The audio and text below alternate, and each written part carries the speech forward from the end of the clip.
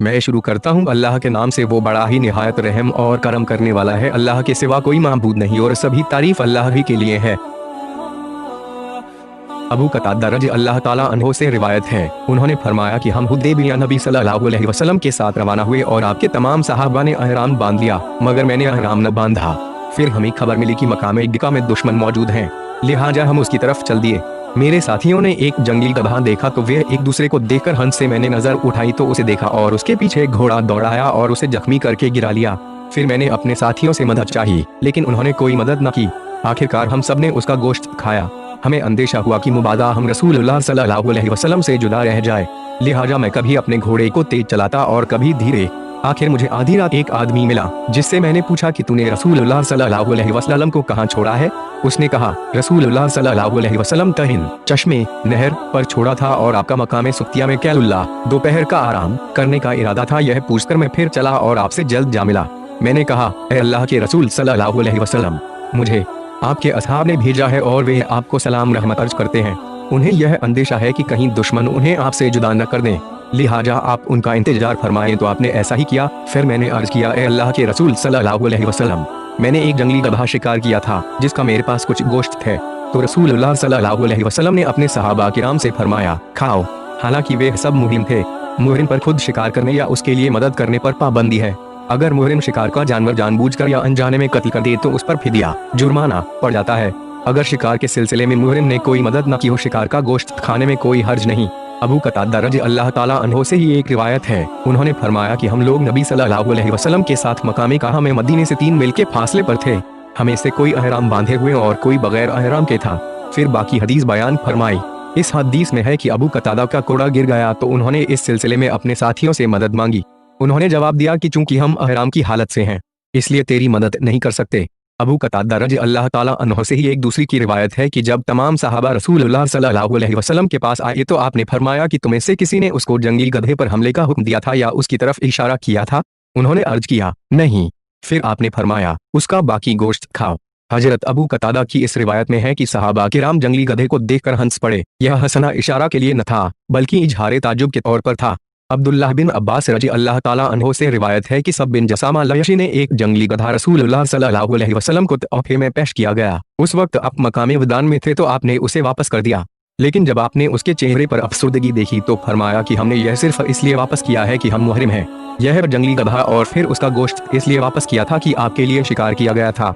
मालूम हुआ कि किसी माकूल वजह से तोहफा वापस किया जा सकता है, लेकिन इसके लिए जरूरी है कि इसकी वजह बयान कर दी जाए ताकि तोहफा देने वाले की हौसला शिकनी न हो। आयशा रज़ी अल्लाह ताला अन्हो से रिवायत है कि रसूलुल्लाह सल्लल्लाहु अलैहि वसल्लम ने फरमाया कि 5 जानवर ऐसे मूजी हैं कि उन्हें हम में भी मार दिया जाए, कौवा, चील, बिच्छू, चूहा और काटने वाला कुत्ता। हर मूजी जानवर को मारना अहराम की हालत में जायज है। इससे यह भी मालूम हुआ कि वाजिब कत्ल मुजरिम अगर हरम में पनाह ले ले तो उसे कत्ल करने में कोई हर्ज नहीं है।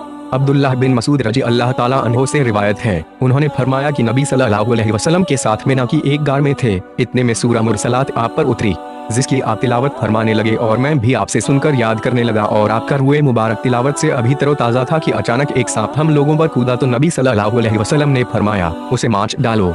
चुनाचे हमने उसको मारने की जल्दी की, मगर वह निकल गया। तब नबी सल्लल्लाहु अलैहि वसल्लम ने फरमाया, जिस तरह तुम उसकी तकलीफ से बचा लिए गए हो, उसी तरह वह भी तुम्हारी तकलीफ से बचा लिया गया है। एक रिवायत में है कि रसूलुल्लाह सल्लल्लाहु अलैहि वसल्लम ने एक मुहरिम को मिना के मकाम पर सांप मारने का हुक्म दिया था, जिससे मालूम होता है कि यह वाकया अहराम की हालत में पेश आया। आयशा रज़ी अल्लाह ताला अन्हो से रिवायत है कि रसूलुल्लाह सल्लल्लाहु अलैहि वसल्लम ने छिपकली की बाबत फरमाया, यह मूजी जानवर है, मगर मैंने नहीं सुना कि आपने उसको मार डालने का हुक्म दिया हो।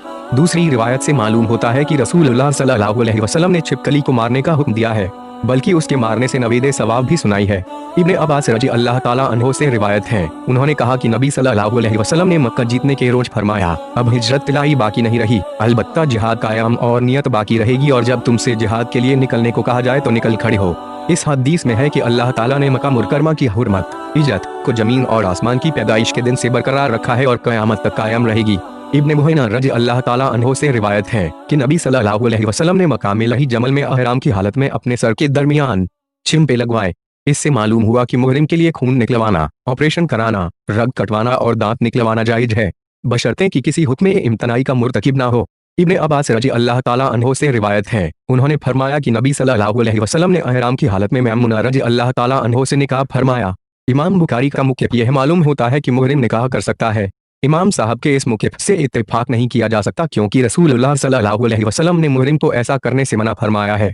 जैसा कि हजरत मैमूना रजी अल्लाह ताला अन्हो और उनके गुलाम अब्बू राफी रजी अल्लाह ताला अन्हो का बयान भी हजरत इब्ने अब्बास की इस रिवायत के खिलाफ है। इस बिना पर यह रिवायत मरजूह या काबिल ताविल है।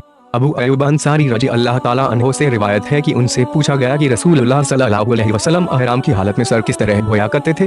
अबू अय्यूब रजी अल्लाह ताला अन्हो ने अपना हाथ कपड़े पर रखकर उसे इतना नीचे किया कि मुझे आपका सर नजर की आने लगा। फिर एक आदमी से पानी डालने के लिए कहा, उसने आपके सर पर पानी डाला तो उन्होंने अपने सर को दोनों हाथों से हिलाया, हाथों को आगे लाए और पीछे ले गए और कहा, मैंने रसूलुल्लाह सल्लल्लाहु अलैहि वसल्लम को ऐसा ही करते देखा है।